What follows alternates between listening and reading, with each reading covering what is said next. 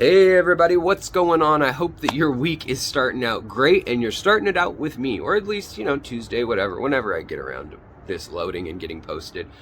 Anyhow, today we're on episode 144, or 44 if you're in Germany, and Quentin Tarantino is to be believed.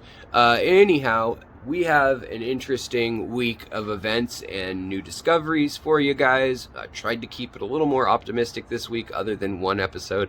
But, first I want to thank you all so much. These are always audio dominant episodes. You can watch me if you want to, but you don't need to. The idea is that you can watch and just put it on and listen to it in the car while you're doing your water changes.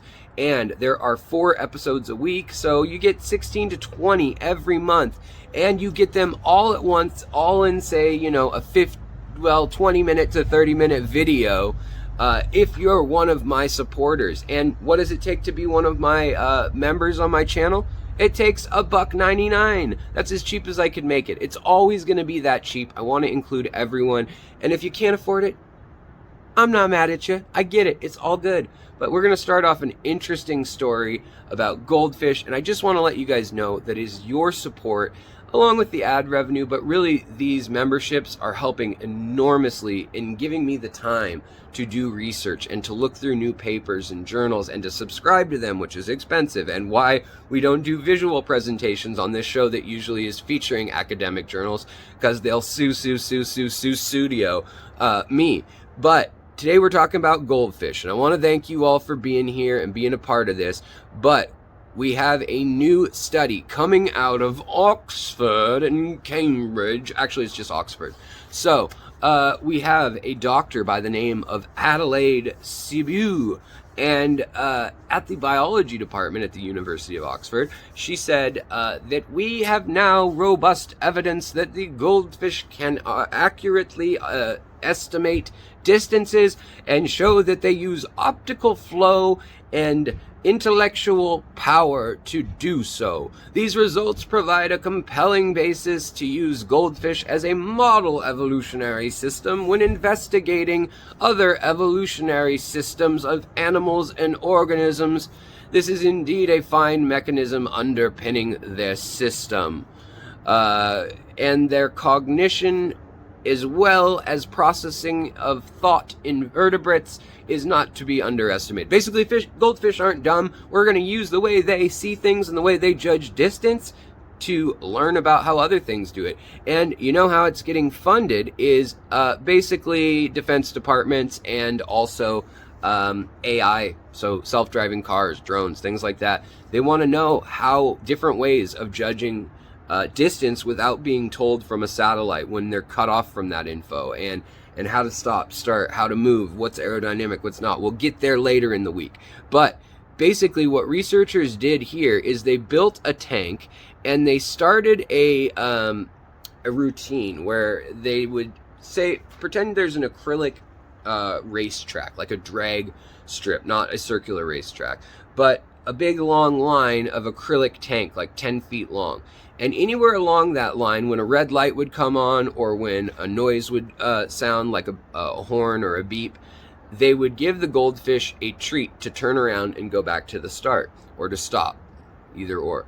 And they found out quickly, goldfish in a Pavlovian way, like the dog and the bell and the salivation, all that, yada yada, that they can go and they will hear that noise and then they'll turn around on a dime. So they remember the noise, they remember the cues. Wow, what a breakthrough. No, that's not the breakthrough. The breakthrough is that goldfish, without the cue, can remember distance, and within 2 to 4 centimeters, depending on the circumstances. And we're talking on an 80 centimeter long track or distance here. So basically, humans suck at this. So if we talk about humans doing this, when you tell them walk 40 feet, and especially if you blindfold them, or if you just put white walls and no markers anywhere, our estimation of how far we go, especially if we're not allowed to like count out loud or whatever, awful.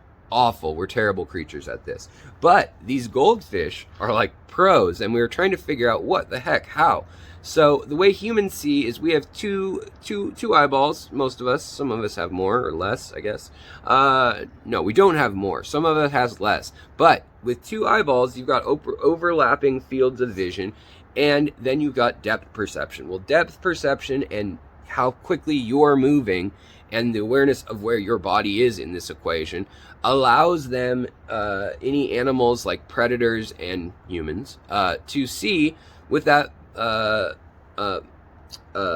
vision that's overlapping, the bifocal vision, and we can then judge depth of field, and by also knowing like a tree is X size, and on the horizon 100 yards away it's this size, and this is this size. And so there's a lot of processing that goes on with that. You know, sonar, lasers, things like that, they can just go, bounce off, come back, tell you the time, figure it out. It's easy.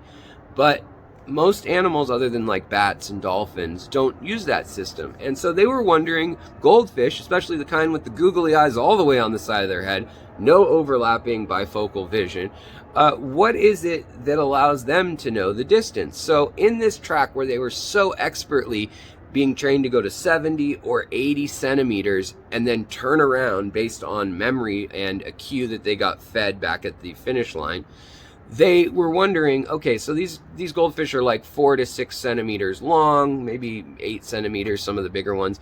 But out of 9 of them, 8 of them were able to do this within a day, figure it out, which was impressive. But they were also able to estimate within 4 centimeters, anywhere along a track that was 120 centimeters long, or a tank basically. Now the tank wasn't super wide, so they couldn't go way off course, and the distance was linear, so to speak. So it was all along one path, so they couldn't squiggle and make a path that was technically 70 centimeters and then had to be figured out. This basically was confining, so the time was just enough space for them to, or there's just enough space for them to turn around, and in time they could then figure out, you know, different things. So they started with a checkerboard behind the wall with the setup on it, and so that way they could high-speed frame and see what is it that the goldfish are looking for. Are the goldfish, you know, maybe counting in their head, and then with their lateral line or maybe the feeling of water rushing over them, they know I'm going 4 miles an hour in this tank, and I'll turn around when this much water has passed me. Or are they looking at things, or is it both? And it turns out that they have a very different system than the human eye system is. And it turns out that the goldfish, they're estimating distance with external cues, and we were able to play with the poor goldfish. And you know, first we started with horizontal or rather vertical lines, like a tree along the route. Basically we did bars. Every 10 centimeters there was a bar. And we thought, well, maybe they're counting the bars. And so we saw how good the accuracy was when there was something evenly spaced like that, like a bar. Because we thought maybe they were counting the grid squares, and even though those were teeny, maybe that's how they were figuring it out. So they actually got rid of half the stripes. And what happened when they first tried to make them run the course? They were off by 36%. So they knew something was off. Like they accounted, like, I can't go that far. But if they'd been trained for 70 centimeters, on average, they've only go 47.5 centimeters. And so it threw them off. It made them think that the course was more compact when there were more, and it made them go even farther when it was the opposite.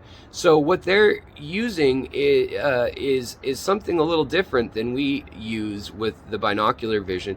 So the variation within each goldfish, though, was not very much.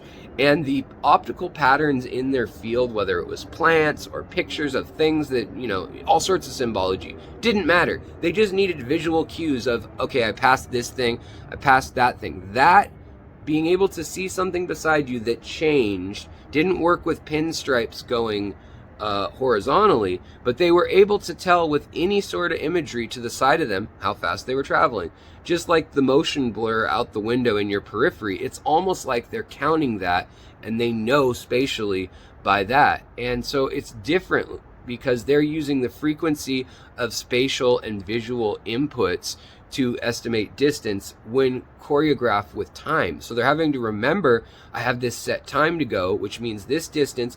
And then they tried putting flow in the tank, so there were water coming at them. And they found as long as they had visual cues, they could basically calibrate for that and still swim the 70 centimeters and come back. And within the day of training, after this point for days, the mean deviation of this group was only 74 centimeters. So if anything, they would overshoot the boundary a little bit. Now, they also tried scooting the starting point up a foot or two, or what rather like 30 or 60 centimeters. And they found they still swam 70 centimeters, with 72 centimeters being the average. So if anything, they're overshooting it just a smidge. But with that kind of accuracy, under, with less than 10% margin of error going on, way less, humans are at like a 40 to 50%. Like, it almost might be chance going on, especially on large scales when you ask humans to measure how far they're going in a lot of these similar type things. But Dr. Cecilia Carlson also demonstrated this in the Picasso triggerfish, and they were able to accurately estimate distances of up to 80 centimeters as well, with an average underestimate, unlike the goldfish, of only 4 centimeters. 4 centimeters again. They underestimated, the goldfish overestimated. So now they're trying to figure out what can we do to apply this to things, and how much processing power does that take? Goldfish has to have memory, sensory input, all these other things, and it's amazing. They have an incredible memory for a fish, for anything with such a brain structurally as simple as it is.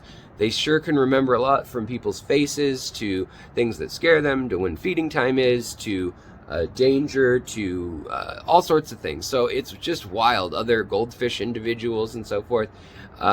So it's really interesting. And yet again, I know this was a long episode, but I had to give an extra long one to the goldfish. So hope you guys enjoyed it.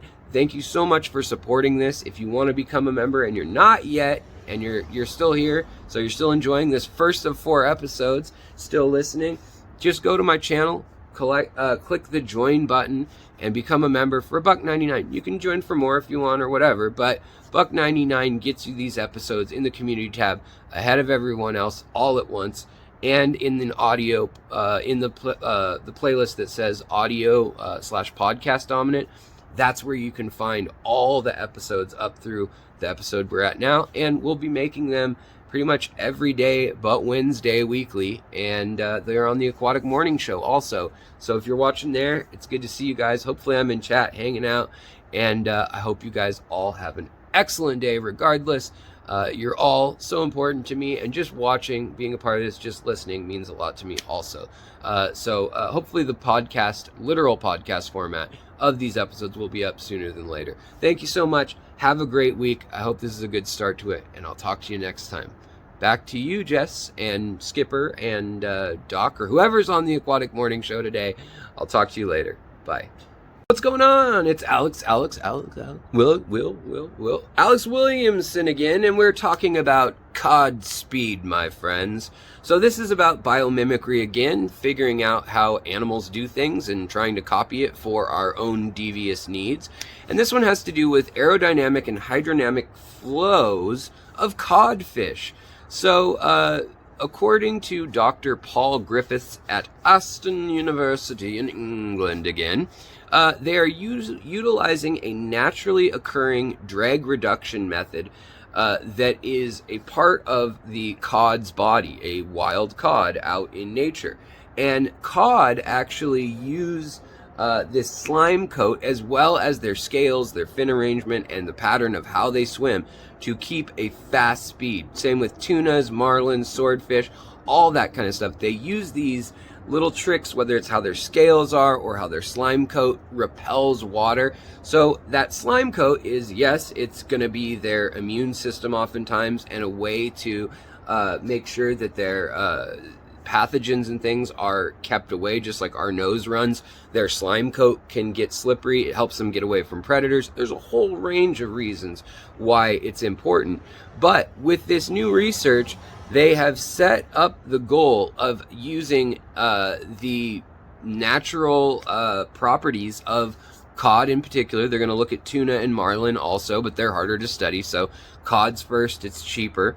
And actually, zebra danios were very first because they're super cheap, but they're not built for speed and distance in a migratory sense the way things on the open ocean are. So they think that the open ocean fish are going to be the key to most of this. But basically fish and boats and even in planes and even racetracks and things, when you're moving very fast, there are different forms of vortices and little basically whirlpools and currents and side winds and all sorts of things, headwinds, tailwinds, that cause different effects. And when you're looking at fish, as they move, they're not moving in a solid chunk of air that's all moving one way. Water, even more so than air, has all sorts of swirls. And so if you were to do a wind tunnel study where you put smoke in the air and you could see what the aerodynamic shape of like a car is, and when you see them put into a wind tunnel and they put smoke or fog in the air, and then you can see it run over the car and how sleek the car is and how amazing the car is, that kind of thing. Well, they're doing that in water too, with dye that comes out, and it's going through this long channel, like 6 feet or 8 feet, and it comes out at an even pace, and the dye will stay. It's a type of dye that doesn't disperse, stays in these lines and will flow through the length of the pool. And then they can see when there's disturbances, and they can take high-speed film and with a grid on the wall, they can take note of how these things are happening and how the water's moving. Well, they find that with fish, there's all sorts of crazy currents and swirls that are happening because of them. And another instance of this that we talked about was how somebody had to figure out that the fastest way for a golf ball to travel is with all those divots, and there's a perfect number and a perfect size and depth and everything for them to optimally move through the air as a golf ball, being a round shape. Well, fish and other shapes have optimal aerodynamic properties too, or hydrodynamic properties if it's underwater, or even moving through the ground if you're talking about something that's drilling, or robots to try to save people from rubble in earthquakes and things. There's so many applied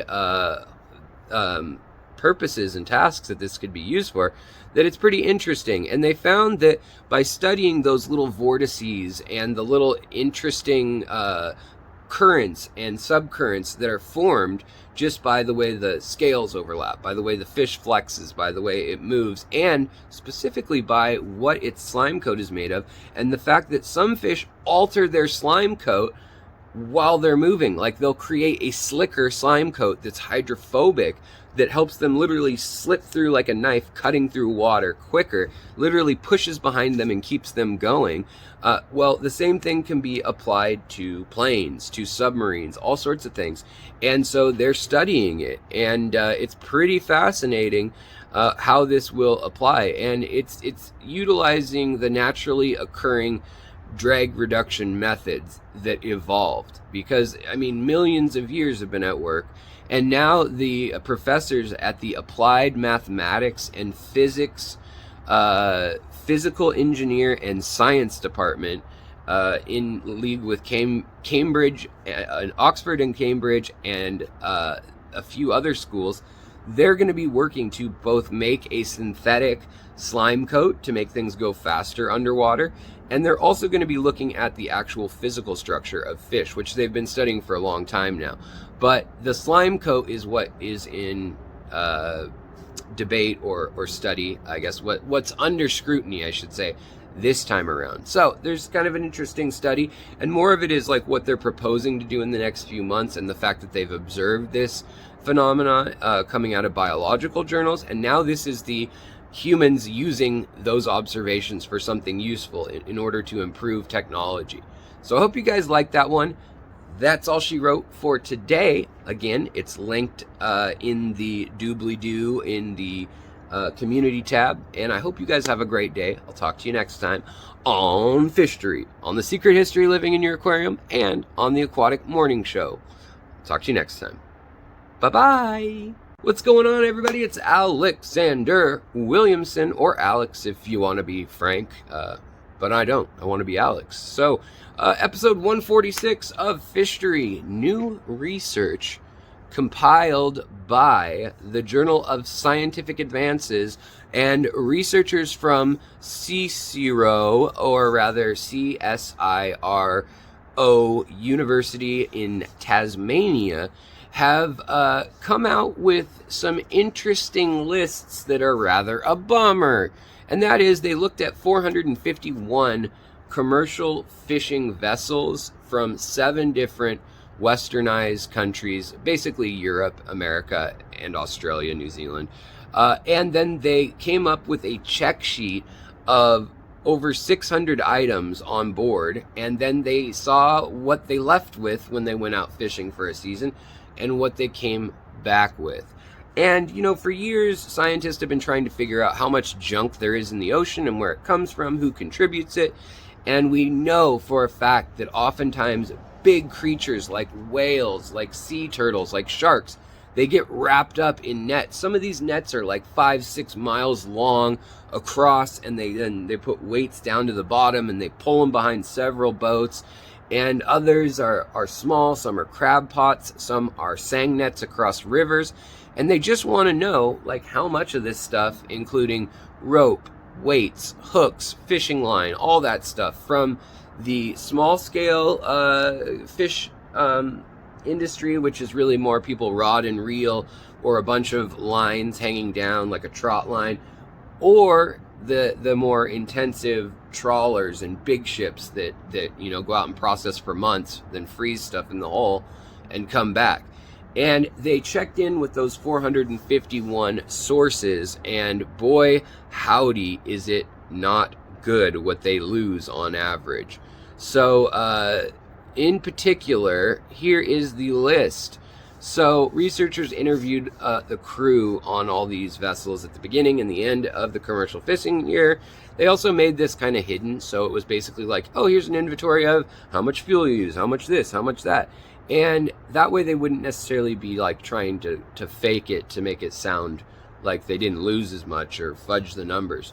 But on average, in 1 year, the world loses 78,000 square kilometers. That's 30,000 square miles of seine nets, gill nets, and trawler nets.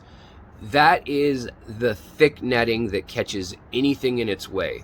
They just get lost, cut off, beat up in storms, whatever it may be, damaged, and they just freaking disappear, well, until they kill lots of animals. And these nets have been reeled in, caught in other nets like the snag, with literally tens of thousands of dead fish in them before. This is a common occurrence in very busy fishing areas. And it doesn't account for this list also of all the people that are on the shore that are doing their thing, subsistence fishing. This is commercial fishing.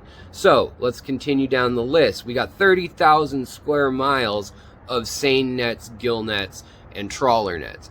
Then we've got 215 square kilometers of bottom scraping nets for catching benthic fish. 740,000 kilometers, or 46,000 miles of fishing line on these thick lines. So not just fishing line like you think of when you go fishing with your dad when you're a kid or whatever. This is sometimes several inches across. It may be like a long line with dozens of lines hanging off. It could be guide rope stuff. It could be crab pot line, whatever. It's everything from that down to monofilament line. And if you didn't catch it, 740,000 kilometers of that is lost every year, which is 46,000 miles. That's on top of all that netting. So then also 15.5 million kilometers of branch lines or basically lines with other lines coming off of them, things where they have like a bunch of crab pots or buoys on it. 15.5 million kilometers of that. That's 9.6 million miles. 13 billion long line hooks, the big ones for tuna and larger fish, and 25 million crab pots, with another 20 million minnow and bait fish pots lost, just gone in the sea every single year. And if they have any bait in them or some fish that got stuck in there, they end up dying in there and becoming bait, and more things get caught. They never get pulled in. More things die, more things fit in there. You can fill up these pots oftentimes and end up killing hundreds of organisms. Not to mention they float all over the ocean. So I just wanted to read that info and really bring it home to folks that commercial fishing, yeah, it takes fish, but there are these byproducts of the industry, and this is in the regulated and developed side of the industry, and these are numbers that are self-reported. So, you know, who knows how bad it really is, or if people are, you know, in impoverished countries and things, if their fleets and things are practicing anything near close to this. So something to think about, and something to think about maybe some way we can work together so that's not the case. I mean, that stuff's expensive also, but they said that they found enough fish hooks to cover the state of Rhode Island solid in metal, in a layer of fishing hook the same gauge as the average hook, which basically for comparisons, it's around 1/4 inch or maybe like 1/2 centimeter or something like that. And they could hammer it out if they melted down all those hooks and cover the state of Rhode Island, or basically an area like the size of Wales, which is insane in the UK, not the swimming kind. Anyways, I just wanted to bring you guys that new study because it's incredible. It lets you see why so many sharks and whales and dugongs and all sorts of other fish and animals and sea mammals get caught in these things and are dying. So something to be aware of. I'll talk to you next time on Fishtory. Hey guys, what is going on? We are at the end of the road for the week anyways, and that means we went through 144, 145, 146, 147. We're on episode 147. And turns out that there's a trend going on in our hobby, in the freshwater hobby specifically, but also in saltwater too, and that is everyone wants to get in the fake rock industry. Everybody wants to slang rocks, and it turns out that not just those rock backgrounds, which I kind of like. I think they've come a long way. They use a lot less material now. Fish don't get stuck behind them in weird voids and stuff, and they're not so rigid. So they're using a lot of new bioplastics and things like that. Even some of the companies that are out there, they're still pretty expensive, and I can't wait until the big box stores do that. And I really hope maybe if we keep pressure on them, maybe they'll use sustainable sources and source it within the US, do things like those corn organic plastics and things like that are biodegradable over time, rather than like PVC or polystyrene type, basically styrofoam coated in acrylic type stuff. So the main people that are out there, and some new products on the market that I wanted to tell you guys about, it's the best thing since the pet rock, guys. There is a synthetic stone that Aquaforest is coming out with, and basically it's like plaster of Paris, but safe for your fish. Now I noticed that it does up your KH and GH and TDS, so I'm wondering, is it just like some sort of plaster of Paris? Because people have done that for years. But basically they say that you don't want to be using this if you want a tank that's under 7.0 pH. It's going to make your tank a little harder, which seems like an understatement, because like 6.5 is a pretty common, pH for a lot of tropical fish. So you're going to want to use like Tanganyikan or live bears for these settings. But the Aquaforest has come out with Aquaforest Rock. That's the name of the product. And it is a cement product that you mix up and turn into rock, and you can mold it, and I think they might even be selling forms and molds for that.